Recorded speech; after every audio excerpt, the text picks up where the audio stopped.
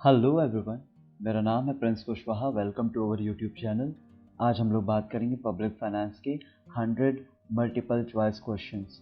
आई know कि आप सभी की पढ़ाई बहुत ही अच्छी चल रही होगी, बट हमारे एग्ज़ाम में, ठीक है, आपका जो अभी सेमेस्टर एग्ज़ाम होने वाले होंगे उसमें आपके लिए ये MCQ सॉल्व करना बहुत ही ज़्यादा इम्पॉर्टेंट है।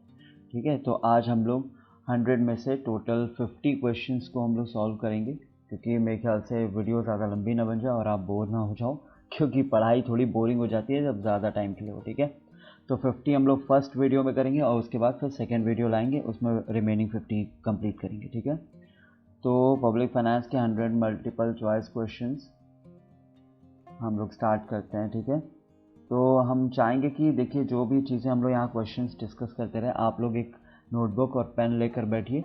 जो भी चीज़ें आपको नहीं समझ में आ रही है वहाँ पर आप मेंशन करते जाइएगा। ठीक है, हम लोग स्टार्ट करते हैं। देखिए, सबसे पहला क्वेश्चन है आपका स्कोप ऑफ पब्लिक फाइनेंस। जब हमने आपको समझाया था कि पब्लिक फाइनेंस का स्कोप क्या होता है, तो वहाँ पर हमने आपको 4 चीज़ें इंक्लूड की थी। ठीक है, public revenue, public debt, public expenditure और एक और था, वो था आपका फाइनेंशियल, ठीक है, एडमिनिस्ट्रेशन। ठीक है, तो ये 4 आपके हैं जो कि आपके पब्लिक फाइनेंस के स्कोप में इंक्लूड होते हैं।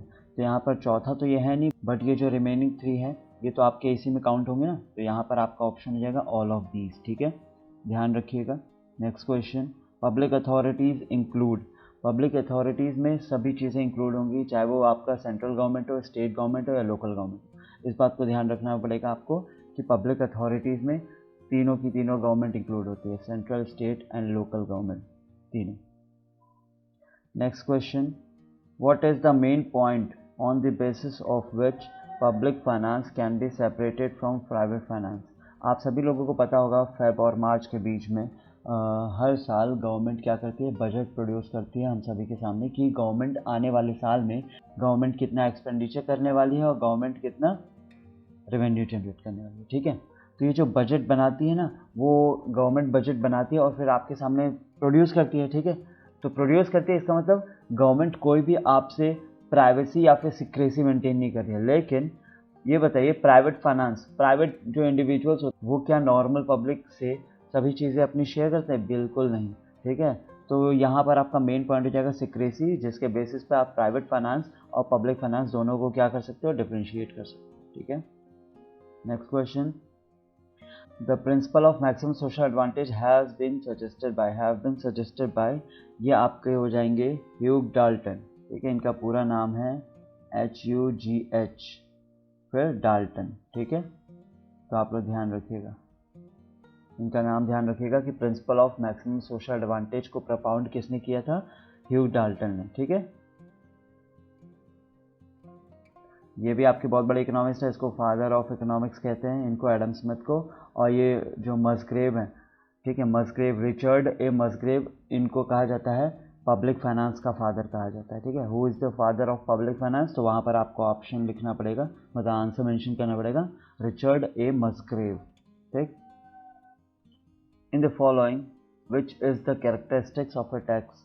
ठीक है, टैक्स हम लोग को पता है कि एक ऐसा पेमेंट है जो कि गवर्नमेंट को हम लोग पेमेंट करते हैं और हमारे पास ऑप्शन नहीं होता कि हम लोग दे या ना दें। ये हमारे लिए ऑप्शन भी नहीं होता और ये हमारे लिए फोर्स वगैरह भी नहीं होता। ठीक है, ये हमारे लिए ऑप्शन भी नहीं होता, फोर्स भी नहीं होता, नेशनैलिटी से भी कोई रिलेशन नहीं है।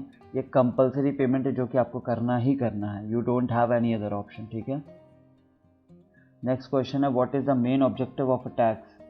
Main objective of a tax, अगर गवर्नमेंट टैक्स कलेक्ट कर रही है, ठीक है, अगर गवर्नमेंट टैक्स कलेक्ट कर रही है तो गवर्नमेंट के पास क्या आएगा? गवर्नमेंट के पास रेवेन्यू जनरेट होगी, और रेवेन्यू जनरेट होगी तभी गवर्नमेंट ग्रोथ और डेवलपमेंट के लिए काम कर पाएगी। ठीक है, तो यहाँ पर मेन ऑब्जेक्टिव जो टैक्स कलेक्शन का होता है वो क्या होता है? रेजिंग पब्लिक रेवेन्यू, ताकि गवर्नमेंट के पास और से ज़्यादा, ताकि सो दैट गवर्नमेंट के पास ज़्यादा से ज़्यादा टैक्स आए, जिसकी हेल्प से वो रेवेन्यू जनरेट हो जाए और फिर ग्रोथ और डेवलपमेंट में उसको खर्चा किया जा सके। ठीक है, तो 6 का हो जाएगा C। Among the following canons of taxation, which one has been given by Adam Smith? ठीक है, अब देखिए, canons of taxation given by Adam Smith.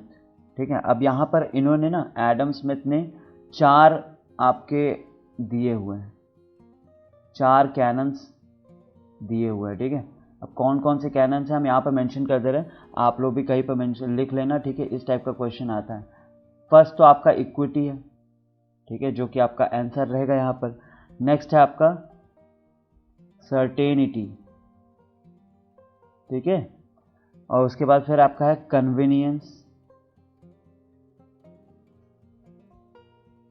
ठीक, और फिर लास्ट में आपका आ जाएगा इकोनॉमी। तो आपको ध्यान रखना पड़ेगा कैनन्स ऑफ टैक्सेशन में 4 ऐसे कैनन्स हैं जिसको प्रपाउंड किसने किया है, जिसको प्रोवाइड किया है एडम स्मिथ ने, ठीक है। Equity, cannon of equity, canon of certainty, canon of convenience, canon of economy, और इसी से आपका जो आंसर हो जाएगा वो हो जाएगा क्या, canon of equity. The Indian taxation system, ठीक है, the Indian taxation system is proportional, progressive, regressive, degressive. देखिए आपको पता है कि हमारे कंट्री में प्रोपोर्शनल, प्रोग्रेसिव, रिग्रेसिव, डिग्रेसिव सभी है अगर देखा जाए, ठीक है। बट सबसे ज़्यादा टैक्स कहाँ से कलेक्ट होता है, टैक्स सबसे ज़्यादा कलेक्ट होता है हमारे पास इनडायरेक्ट टैक्स से, ठीक है। इनडायरेक्ट टैक्स से सबसे ज़्यादा कलेक्ट होता है, ठीक। अब इनडायरेक्ट टैक्स के नाम पर हमारे पास क्या है, जीएसटी, ठीक है, जीएसटी चल रहा है। अब जीएसटी हमारा किस तरीके का टैक्स है, उसका नेचर क्या है, वो है आपका रिग्रेसिव, ठीक है। तो रिग्रेसिव है तो यानी कि आंसर आपका रिग्रेसिव हो जाएगा। देखिए प्रोग्रेसिव भी चलता है हमारे यहाँ, जो टैक्स स्लैब फॉलो करते हैं, बट यहाँ पर हम लोग को देखना है ना कि क्या नाम है, किस नेचर से सबसे ज़्यादा टैक्सेस कलेक्ट हो रहे हैं इंडिया के पास, तो उसी को यहाँ पर आंसर आप लिखोगे, ठीक है। हाँ, अगर ऐसा होता प्रोग्रेसिव भी दिया होता, रिग्रेसिव भी दिया होता, और नीचे लिख दिया था कि both of the above, none of the above, ऐसा करके, तो आप वो थर्ड वाले पे क्लिक करते हैं जिसपे आपका दोनों इंक्लूड हो जाए, ठीक है। चलिए नेक्स्ट क्वेश्चन देखते हैं। 8 का सी हो गया था। 9 का, the burden of direct tax is borne by. देखिए burden of direct tax is borne by, इसका मतलब डायरेक्ट टैक्स जिस पर इम्पोज हो रहा है, डायरेक्ट टैक्स का पेमेंट कौन करेगा, नॉर्मल सी बात है, जिस पर इम्पोज होगा, ठीक है, वही टैक्स का पेमेंट करेगा। यानी कि the burden of direct tax is borne by the person on whom it is levied, ठीक है, ये बात ध्यान रखना होगा। 9 का हो जाएगा सी। 10 का क्या सीन है, 10 है indirect taxes have an element of. अब इनडायरेक्ट टैक्सेस में कौन सा एलिमेंट है इन सब में से, ठीक है, equitable, certainty, economical, encourage honesty. इसमें आपको मेन चीज़ यही दिख रहा है, इक्विटेबल। क्यों, क्योंकि इनडायरेक्ट टैक्स में यहाँ पर जैसे अगर आप कोई कहीं पर किसी रेस्टोरेंट में जा रहे हैं तो वहाँ पर जो भी CGST, SGST वगैरह लगना है, ठीक है, वो आप जितना परचेज करोगे उसके अकॉर्डिंग ही लगेगा, ठीक है। वहाँ पर ऐसी कोई पार्शियलिटी नहीं है कि आप अमीर हो या गरीब हो तो आप उसके अकॉर्डिंग लगेगा। यहाँ पर ये इक्विटेबल डिस्ट्रीब्यूशन होता है, आप जैसा परचेज करोगे, ठीक है, उसके हिसाब से आपका इनडायरेक्ट टैक्सेस वहाँ पर इम्पोज होंगे, GST वगैरह, ठीक है। तो यहाँ पर आपका आंसर क्या हो जाएगा, यहाँ पर आपका आंसर हो जाएगा 10 का ए, यानी कि इक्विटेबल, ठीक। Direct taxes have the element of. अब डायरेक्ट टैक्सेस में कौन कौन से एलिमेंट है यहाँ पर वो हम लोग को दिखाना है। देखिए डायरेक्ट टैक्स वो होता है, जैसे डायरेक्ट टैक्स में हम लोग यहाँ पर एक एग्जांपल ले लेते हैं, जैसे हमारा इनकम टैक्स, ठीक है, सबसे बढ़िया एग्जांपल हमारे पास इनकम टैक्स है। तो इनकम टैक्स का क्या सीन है ना कि अगर आपका इनकम जैसे जैसे बढ़ता जाएगा, ठीक है, अगर आपका इनकम बढ़ रहा है तो जो आपका टैक्स का बर्डन है वो भी बढ़ेगा, ठीक है। ये बात आपको ध्यान रखना पड़ेगा कि इनकम अगर बढ़ेगा तो टैक्स का बर्डन भी बढ़ेगा, ठीक है। तो यहाँ पर क्या बोला जा रहा है, देखो डायरेक्ट टैक्स जो होता है वो प्रोग्रेसिव इन नेचर होता है। प्रोग्रेसिव मतलब अगर आपके इनकम के बढ़ने से आपका टैक्स का बर्डन बढ़ रहा है तो वो आपका प्रोग्रेसिव नेचर में आ जाएगा, प्रोग्रेसिव, ठीक है। Question number 12, in proportional tax system the rates of tax remains. Proportional tax system में जो टैक्स के जो रेट्स हैं उनका क्या सीन है, वो आपका हो जाएगा कांस्टेंट, ठीक है। आपको ध्यान रखना होगा कि प्रोपोर्शनल टैक्स सिस्टम में जो टैक्स का जो रेट होता है वो कांस्टेंट होता है, और वो मतलब ये जो टैक्स कितना किसी को पे करना है वो डिपेंड करता है कि उसकी सैलरी या फिर उसकी इनकम कितनी है, लेकिन यहाँ पर रेट जो होगा ना वो फिक्स रहेगा, वो कांस्टेंट रहेगा, ठीक। तो 12 का आपका हो गया ए। नेक्स्ट है expenditure tax for India was recommended by, ठीक है, expenditure tax for India was recommended by, यहाँ पर आपका आंसर हो जाएगा प्रोफेसर निकोलस काल्डोर, ठीक है, इनका नाम ध्यान रख लीजिएगा, प्रोफेसर निकोलस फिर इसके बाद यही आपका काल्डोर, ठीक है। अब इन्होंने क्या किया था, ये expenditure tax for India was recommended, इन्होंने क्या किया था, रिकमेंड किया था, ध्यान रखिएगा वर्ड, रिकमेंडेशन के बाद तो आएगी तो फिर आप लोग इनका नाम मेंशन करोगे, किसका, प्रोफेसर निकोलस काल्डोर का, ठीक है। और अगर पूछेगा कि इंट्रोड्यूस किसने किया था, ठीक है, इंडिया में इंट्रोड्यूस्ड किसने किया था, तो वहां पर आपको मेंशन करना पड़ेगा टी कृष्णा मचारी, ठीक है, आपको यहां क्या में लिखना पड़ेगा, टी कृष्णा मचारी, ठीक है, ये बात ध्यान रखना पड़ेगा, टी कृष्णा मचारी। अगर आपसे कोई पूछता है कि एक्सपेंडिचर टैक्स को इंडिया में रिकमेंड किसने किया, तो फिर आप लिख सकते हो वहाँ पर प्रोफेसर निकोलस काल्डोर ने, और अगर पूछेगा कि इंट्रोड्यूस किसने किया था इंडिया में, तो वहाँ पर आप मेंशन करोगे टी कृष्णामाचारी, ठीक है। फिर इसके बाद नेक्स्ट क्वेश्चन है हमारा, corporate income tax is the tax levied on, normal सी बात है, कॉर्पोरेट टैक्स की बात की जा रही है तो फिर यहाँ पर कंपनीज ही आएगी, ठीक है, कंपनीज के ऊपर ही कॉर्पोरेट टैक्स लगता है। Question number 15, which of the following is the major source of revenue in India, इसका आंसर आपका सबसे पहला यही आ जाएगा, इनडायरेक्ट टैक्स, ये सबसे बड़ा सोर्स है, ठीक है, क्योंकि देखिए ये चाहे छोटा हो बड़ा हो, जो भी सेल करेगा या जो भी परचेज करेगा वो इनका इनडायरेक्ट टैक्स का पेमेंट करेगा ही करेगा, जैसे जीएसटी वगैरह हम लोग पे करते हैं ना, जब भी हम लोग कहीं पर कुछ भी परचेज करते हैं तो वो आपका ये, ठीक है। विच of the following is not a commodity tax, अब इन सब में से कौन सा ऐसा टैक्स है जो कि कमोडिटी टैक्स नहीं होता है, वो आपका कौन सा हो जाएगा, कॉर्पोरेशन टैक्स। बाकी आपका excise duty, custom duty, octroi, ये सब आपका कमोडिटी से रिलेटेड है, बट ये जो आपका कॉर्पोरेशन टैक्स अभी हम लोगों ने ऊपर देखा, ये आपका कंपनी पे करती है, ठीक है, तो ये कॉर्पोरेशन टैक्स आपका हो जाएगा 16 का सी, ओके। फिर इसके बाद है 17 में क्या है, a duty levied on goods when they entering a town, ऐसी कौन सी ड्यूटी है जो कि गुड्स पर इम्पोज की जाती है जब वो किसी टाउन में एंटर करते हैं, ठीक है, तो आपको ये चीज़ ध्यान रखनी पड़ेगी, ऐसे टैक्स को हम लोग बोलते हैं ऑक्ट्रॉय, ठीक है, OCTROI, ये आपको ध्यान रखना पड़ेगा कि जब कोई गुड्स किसी टाउन में, किसी कंट्री वगैरह में जब एंट्री करती है तो वहाँ पर गुड्स पर इम्पोज किया जाता है ऑक्ट्रॉय नाम का टैक्स, ठीक है, ड्यूटी।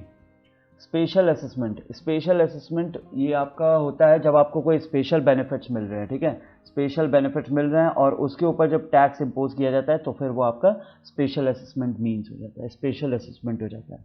याद रखिएगा, अगर आपको कोई स्पेशल बेनिफिट मिल रहा है और फिर उस पर कोई टैक्स इम्पोज हो रहा है तो वो आपका स्पेशल असेसमेंट कहलाएगा, ठीक है।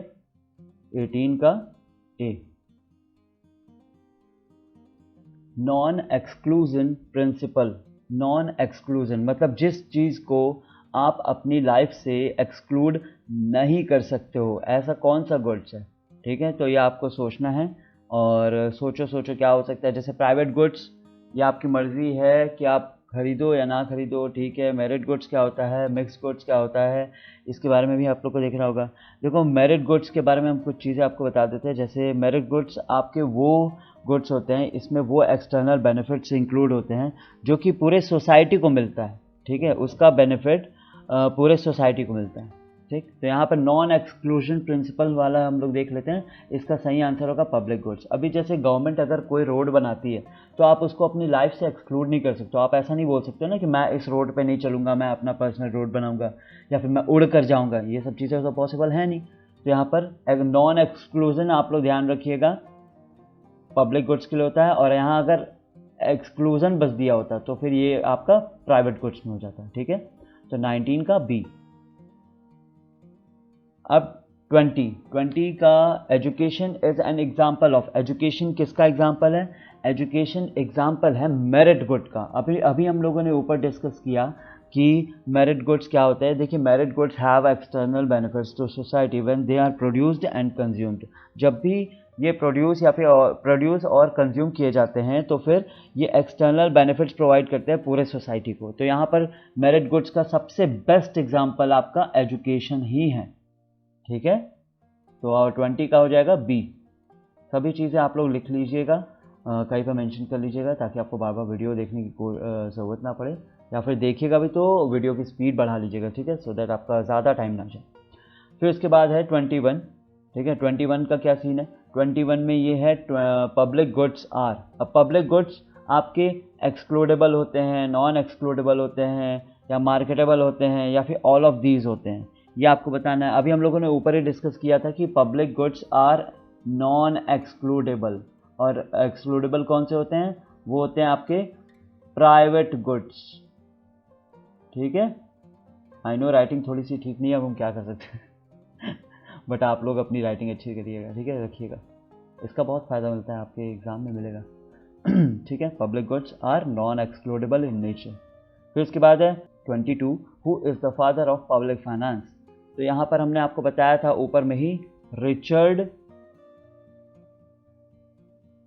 इनका पूरा नाम हम लिख दे रहे हैं, रिचर्ड ए मसग्रेव, जो यहाँ पर लिखा हुआ है MUSGRAVE। ये आपको ध्यान रखना पड़ेगा। पब्लिक फाइनेंस के फादर की बात अगर की जाएगी तो फिर आपको वहाँ पर डायरेक्ट मेंशन करना है रिचर्ड ए मसग्रेव। ठीक। 23, incidence of tax. Incidence of tax का मतलब क्या होता है? इंसिडेंस ऑफ टैक्स का मतलब होता है जो final resting place of tax. ठीक है, टैक्स का जो फाइनल रेस्टिंग प्लेस होता है। ठीक है, तो यहाँ पर इसका क्या आंसर आ जाएगा? एक्चुअल टैक्स बर्डन, मतलब जिसके ऊपर अल्टीमेट बर्डन शिफ्ट हो जाता है, या फिर जिसको पेमेंट करना पड़ता है एट दी एंड, वही होता है आपका इंसिडेंस ऑफ टैक्स। ठीक है, जिसके ऊपर अल्टीमेट बर्डन जाता है, एक्चुअल टैक्स बर्डन। ठीक, 23 का हो जाएगा C. Which is the tax shifting. Tax shifting का क्या मतलब होता है? मतलब इन सब में से जो यहाँ पर चीज़ें आपको ऑप्शन में दी हुई हैं, इन सब में से कौन सा टैक्स शिफ्टिंग को मतलब बता रहा है, डिक्टेट कर रहा है? To bear the tax burden himself, नहीं, यहाँ शिफ्टिंग की बात की जा रही है, तो यहाँ हिमसेल्फ वाली बात नहीं है। To shift the tax burden on others, ये हो सकता है। To bear some part of the tax himself and shift the rest on others, यहाँ पर हिमसेल्फ की भी बात की जा रही है, तो ये भी नहीं होगा, आपका बी हो जाएगा आंसर। ठीक है, 24 का बी है आपका आंसर, ध्यान रखिएगा। नेक्स्ट है 25, the equity principle of taxation was propounded bye. Equity principle of taxation, ठीक है, हम लोगों ने ऊपर बात की थी कि प्रिंसिपल ऑफ टैक्सेशन यानी कि कैनन्स ऑफ टैक्सेशन में कई सारे ऐसे कैनन्स थे, ठीक है, जो कि हमारे अपने एडम स्मिथ जी ने दिया था। ठीक है, उसमें कौन कौन सा था? इक्विटी था, ठीक है, उसमें कौन सा था? सर्टेनिटी था, उसमें और एक और कौन सा था? कन्वीनियंस था, और एक और क्या कौन सा था? इकोनॉमी। आप लोग ऐसे ध्यान रखना, ECCE, ये तीनों ये चारों कैनन्स किसने दिए थे? एडम स्मिथ ने दिए थे। ठीक है, तो इसका आंसर भी आपका एडम स्मिथ हो जाएगा। क्यों? क्योंकि यहाँ पर इक्विटी, कैनन ऑफ इक्विटी की बात की जा रही है। याद रखिएगा कि कैनन ऑफ टैक्सेशन का मतलब होता है कि एक आइडियल टैक्सेशन सिस्टम में, ठीक है, क्या क्या क्वालिटीज़ या फिर क्या क्या फीचर्स होने चाहिए। ठीक है, ये चीज़। नेक्स्ट है the government which taxes the least is the best. अब ऐसा किसने बोला था कि ऐसा गवर्नमेंट जो सबसे कम टैक्स लगाती है, मतलब टैक्स का बर्डन डालती है अपने लोगों पर, वो सबसे अच्छी टैक्स होती है, मतलब वो सबसे अच्छी गवर्नमेंट होती है। तो ऐसा किसने बोला था? ऐसा आपका बोला था क्लासिकल इकोनॉमिस्ट। ये जो क्लासिकल इकोनॉमिस्ट हैं, ये आपके वही 19th सेंचुरी और 20th सेंचुरी के जो इकोनॉमिस्ट थे, उन्हीं लोगों को मेन यहाँ पर बताया जा रहा है, ये जो क्लासिकल इकोनॉमिस्ट। तो यहाँ पर इसका आंसर हो जाएगा क्या? 26 का डी। ठीक है, अब यहाँ पर नेक्स्ट है according to Laffer when the tax rate is 100% the tax revenue will be. Laffer एक इकोनॉमिस्ट है, इसके बारे में हम लोग अच्छे से बात करेंगे। हमको तो लग रहा है इसके ऊपर एक अलग से वीडियो बनानी पड़ेगी, काफ़ी इंपॉर्टेंट टॉपिक है। हमारे एग्ज़ाम में नहीं आएगा, लेकिन हम क्योंकि हम लोग कॉमर्स के लोग हैं तो हम लोगों को ये चीज़ें पता होनी चाहिए। आपको ये ध्यान रखना होगा कि when the tax rate is 100%, अगर टैक्स रेट, ठीक है, टैक्स रेट अगर आपका 100% है तो टैक्स रेवेन्यू कितना होगा। यहाँ पर टैक्स रेवेन्यू आपका 0 हो जाएगा। अभी आप बस इतना ध्यान रखिए कि अगर टैक्स रेट आपका 100% है तो टैक्स रेवेन्यू आपका 0 हो जाएगा। बाकी हम लोग अलग से वीडियो बनाएंगे, उसमें हम लोग अच्छे से एक्सप्लेन करेंगे विथ प्रॉपर डायग्राम, ठीक है। अभी आप इतना ध्यान रखिएगा। Incidence of tax refers to the dash burden of tax. अभी हम लोगों ने बात किया था कि इंसिडेंस ऑफ टैक्स का मतलब ये होता है कि जहाँ पर टैक्स का बर्डन रेस्ट करेगा, ठीक है, जिस पर भी। तो यहाँ पर भी एक आपका ये हो जाएगा अल्टीमेट हो जाएगा इसका answer. Incidence of tax refers to the ultimate burden of tax, ठीक है। तो इसका क्या आंसर हो जाएगा 28 का B. 29, in the case of regressive tax, the rate of tax dash as income increases। Regressive tax में क्या होता है कि जैसे जैसे इनकम इंक्रीज होती है, टैक्स का जो रेट होता है, जितना टैक्स आपको पेमेंट करना है वो उसका अमाउंट कम होता चला जाता है, ठीक है। तो यहाँ पर आपका क्या हो जाएगा 29 का सी, ठीक है। In the case of regressive taxes the rate of tax decreases as income increases, ठीक है। तो आपको ये ध्यान रखना पड़ेगा 29 का सी। 30 का क्या है, 30 ये है ad valorem duties are levied on. Levied किस पे होती है, एड वैलोरम ड्यूटी किस पे लेविड होती है, ये बात आपको ध्यान रखनी पड़ेगी। हमेशा वैल्यू पर ड्यूटीज़ को इम्पोज किया जाता है, ठीक है। जब भी एक्सपोर्ट इम्पोर्ट होता है तो 2 टाइप की ड्यूटी लगती है, उसमें से एक आपका एड वैलोरम ड्यूटी है, जिसमें हम लोग देखते हैं कि वैल्यू कितने की है, उस गुड्स की वैल्यू कितनी है, और फिर उसके अकॉर्डिंग जब ड्यूटीज़ को इम्पोज करते हैं तो फिर वहाँ पर एड वैलोरम ड्यूटी इंक्लूड होती है, ठीक है। तो 30 का हो जाएगा आपका डी। Tax avoidance. अब देखिए 3 चीज़ें हैं, एक पहला हो जाएगा आपका टैक्स अवॉइडेंस, फिर दूसरा आपका हो जाता है टैक्स प्लानिंग, और तीसरा आपका आ जाएगा टैक्स इवेजन, ठीक है। सबसे ज़्यादा लीगल और जस्टिफाइबल आपका टैक्स प्लानिंग होता है, उसके बाद टैक्स अवॉइडेंस होता है, उसके बाद लास्ट में टैक्स इवेजन। ये बिल्कुल भी नहीं होता, ठीक है, लीगल। क्यों? क्योंकि टैक्स इवेजन का मतलब होता है चोरी करना, टैक्स की चोरी करना, ठीक। और टैक्स प्लानिंग का मतलब होता है जब हम लोग गवर्नमेंट के बताए गए तरीके से हम लोग जब टैक्स का बचत करते हैं। और टैक्स अवॉइडेंस का मतलब यहाँ ये होता है कि गवर्नमेंट के जो रूल्स रेगुलेशंस हैं उसमें जो लूप होल्स बन जाते हैं उसके हेल्प से जब हम लोग टैक्स को बचाते हैं, ठीक है। तो टैक्स अवॉइडेंस, टैक्स प्लानिंग और टैक्स एवेजन, ये तीनों चीज़ें ध्यान रखिएगा। ये टैक्स अवॉइडेंस आपका पनिशेबल नहीं है, इलेजिटिमेट भी नहीं है, यहाँ पर लेजिटिमेट हो जाएगा। लेजिटिमेट मतलब ये लीगल भी है, क्योंकि आप लोग ना टैक्स देखो, गवर्नमेंट पॉलिसीज़ वगैरह जब बना रही थी तो गवर्नमेंट से कुछ गलती हो गई और उस गलती का फ़ायदा आप उठा रहे हो ना, तो गवर्नमेंट आपको पनिश नहीं कर सकती। तो ये प्रॉपर लेजिटिमेट हो जाएगा। लेजिटिमेट का मतलब आप ऐसे समझ लो कि लॉफुल और जस्टिफाइबल, ठीक है। यहाँ पर लिख लेना लॉफुल और जस्टिफाइबल, ठीक है। 32, the VAT was first introduced in, ये आपका फ्रांस हो जाएगा। ध्यान रखिएगा, value added tax was first introduced in France, ठीक है, ये बात ध्यान रखिएगा। तो 32 का हो जाएगा D. Custom duties are imposed on commodities as they cross. Custom duties कब लगता है? नॉर्मल सी बात है, स्टेट और डिस्ट्रिक्ट या फिर म्यूनिसिपल बाउंड्रीज से कोई मतलब नहीं है, जब भी वो नेशनल बाउंड्रीज को क्रॉस करेगा तभी उस पर कस्टम ड्यूटीज इम्पोज की जाएगी, ठीक है। तो यहाँ पर आपका आंसर हो जाएगा 33 का सी। ध्यान रखिएगा 33 का सी यानी कि नेशनल बाउंड्रीज। अब देखिए यहाँ पर एक आपका ये दिख गया हमको, क्या ये टॉपिक है, ये आपको ध्यान रखना पड़ेगा, कॉन्ट्रा साइक्लिकल फिस्कल पॉलिसी। अब ये जो टर्म है इसका मतलब क्या होता है पहले वो देख लेते हैं, एक मिनट। हाँ, कॉन्ट्रा, देखो एक काउंटर साइक्लिकल फिस्कल पॉलिसी, ये ऊपर बाय मिस्टेक लिख दिया, ये कॉन्ट्रा हो गया, ये काउंटर ही है, ठीक है। A counter-cyclical fiscal policy refers to the strategy by the government to counter boom और recession। ये आपको ध्यान रखना पड़ेगा, boom और recession को properly manage करने के लिए with the help of fiscal measures, ये प्रोसेस कहलाता है, ठीक है। मतलब अगर कंट्री में जब बूम का सिचुएशन चल रहा है या फिर रिसेशन का सिचुएशन चल रहा है तो फिस्कल मेजर की हेल्प से इसको वापस से बैलेंस करने पर ये जो टर्म है उसको इंट्रोड्यूस किया गया था, counter cyclical fiscal policy. It works against the on going boom. ठीक है, अगर बूम है तो उसको वापस से नीचे लाया जाएगा और अगर रिसेशन चल रहा है तो फिर वापस से उसको ऊपर लेके आया जाएगा ताकि जो हमारी इकोनॉमी है वो स्टेबल हो जाए। ठीक है, और ये किसने दिया था? इसको दिया था हमारे J.M. कीन्स ने, J.M. कीन्स। ठीक है, आप लोगों को बताना है कि J.M. कीन्स, इसमें J और M का क्या मतलब है। ठीक है, इनका पूरा नाम क्या है? कीन्सियन, अभी आप लोगों ने कई बार पढ़ा होगा कीन्सियन इकोनॉमिक्स वगैरह। ठीक है, इसके बारे में पढ़ा होगा। और ये कीन्स वर्ड, ये तो इकोनॉमिक्स, इनका आप नाम सुने भी होंगे, तो इनका फुल नेम आप बताओगे कमेंट सेक्शन में। ठीक है, J.M. कीन्स। नेक्स्ट है 35, deficit financing as a tool of fiscal policy was suggested bye.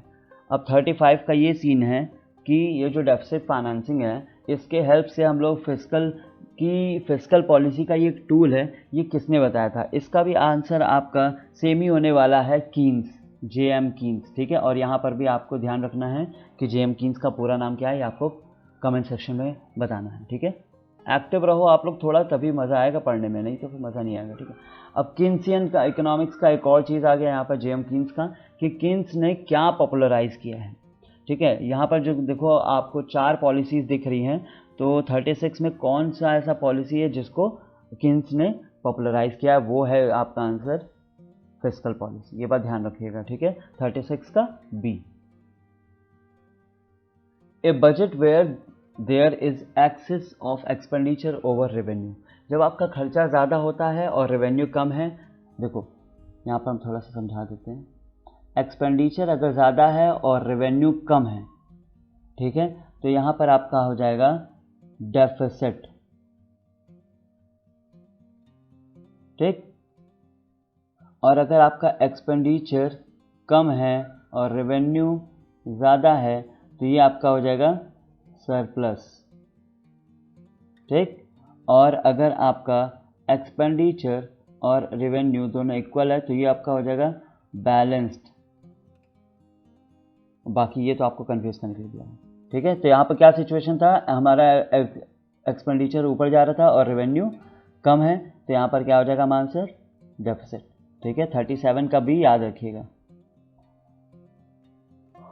38 का क्या सीन है? The balanced budget principle was advocated by. अब ये किसने एडवोकेट किया था बैलेंस्ड बजट को? तो यहाँ पर इसका सही आंसर हो जाएगा आपका क्लासिकल स्कूल, यानी कि क्लासिकल इकोनॉमिक्स, जो हम लोगों ने ऊपर देखा था ना, आपके 19th और 20th सेंचुरी के जितने भी इकोनॉमिक्स थे वो मैक्सिमम इसी में इंक्लूड हो जाएंगे।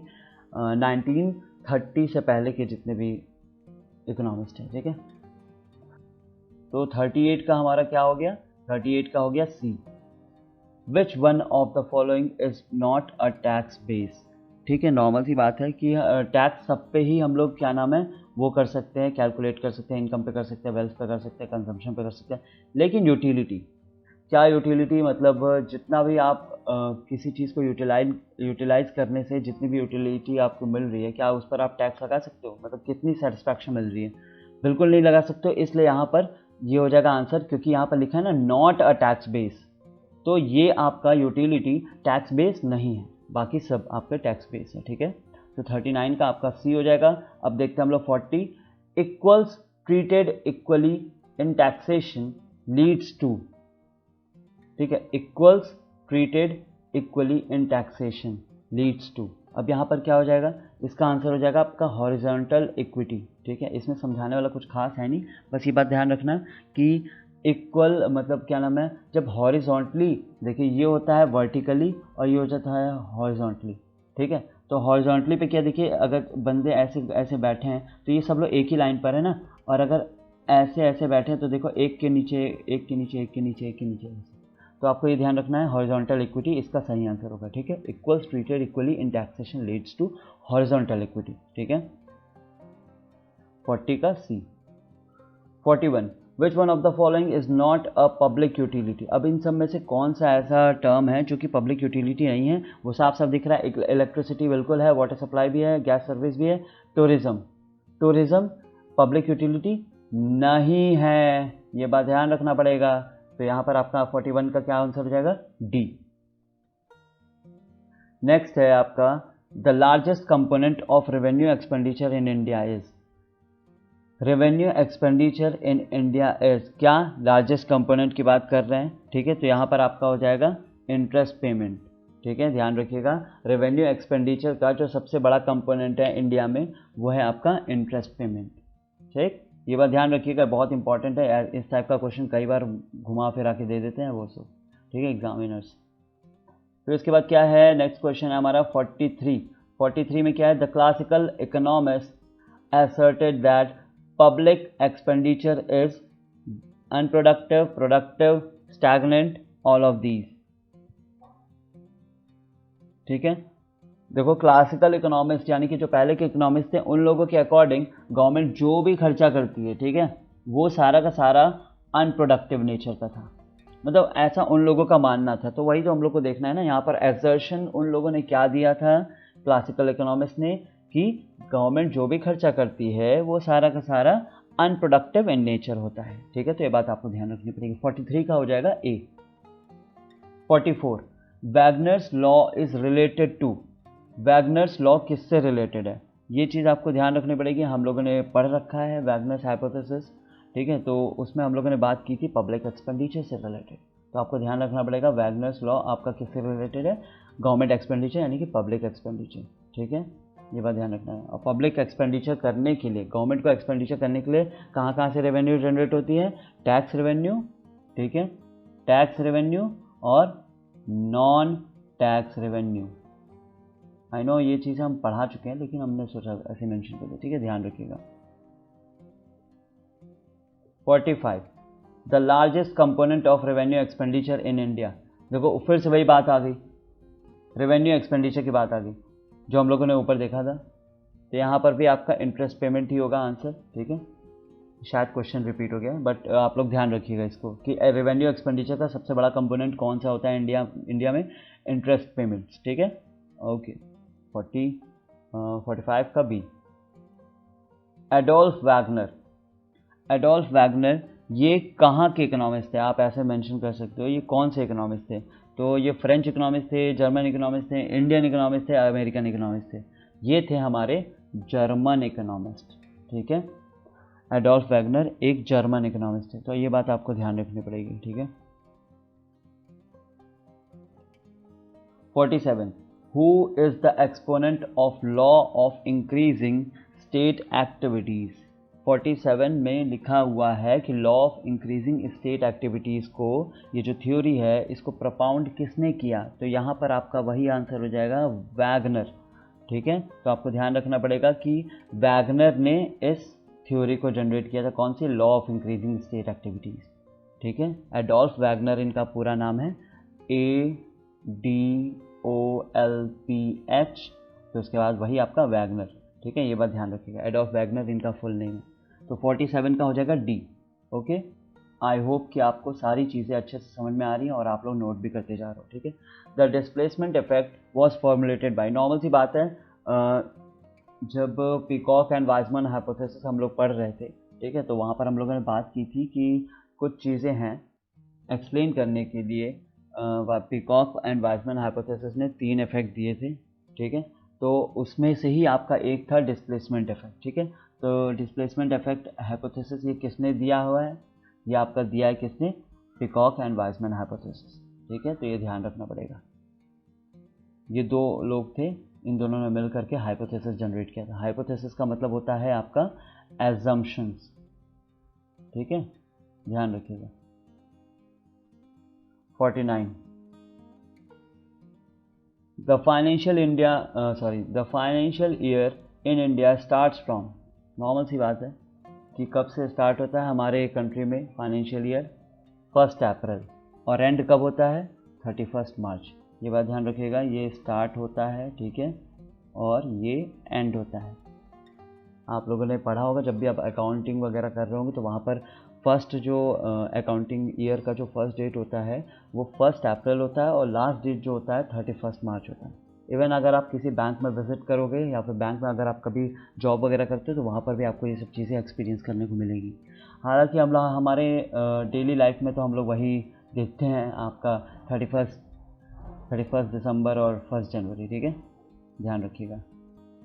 और इस वीडियो का जो लास्ट क्वेश्चन है, बाकी के 50 तो हम लोग बाद में करेंगे, तो लास्ट क्वेश्चन है salaries and pensions paid by the governments are called, ठीक है। तो यहाँ पर क्या हो जाएगा, सैलरी और पेंशन जो भी गवर्नमेंट पे करती है वो एक साल के अंदर में 12 महीने होते हैं तो 12 बार पे करती है। जब इस टाइप का खर्चा कोई है जो कि गवर्नमेंट एक साल में ही कई बार करती है तो वो आपका रेवेन्यू एक्सपेंडिचर में आ जाएगा। एक तो देखो रिपीटेटिव नेचर का है, ठीक है, ऊपर से जो गवर्नमेंट प्रोवाइड कर रही है वो एक साल में ही ख़त्म कर दे रहा जा रहा है, ठीक है, तो रेवेन्यू एक्सपेंडिचर हो जाएगा इसका आपका आंसर। 50 क्वेश्चंस आज हम लोगों ने डिस्कस कर लिए, इसके आगे भी बहुत सारे क्वेश्चंस अभी हमारे पास बचे हुए हैं, ठीक है। तो आज हम लोगों ने 50 क्वेश्चंस देख लिए हैं, ठीक है, 50 क्वेश्चंस देखे। आज हम लोगों ने बहुत सारे नए नए कंसेप्ट के बारे में बात की है, नई नई चीज़ें हम लोगों ने देखी है। कुछ अगर नहीं समझ में आया हो तो आप हम लोग को बताइए, आप बिल्कुल कमेंट सेक्शन में वहाँ मेंशन करिए अगर आपको कोई क्वेश्चन ना समझ में आया हो, सो दैट नेक्स्ट जो वीडियो मैं इस पर प्रिपेयर करने वाला हूँ जिसमें मतलब रिमेनिंग 50 क्वेश्चंस हम सॉल्व करेंगे, हम लोग देखेंगे, डिस्कस करेंगे, उसमें हम आपके जो डाउट वाले क्वेश्चंस हैं उनको भी हम यहाँ पर आपका सॉल्व कर सकते हैं, ठीक है।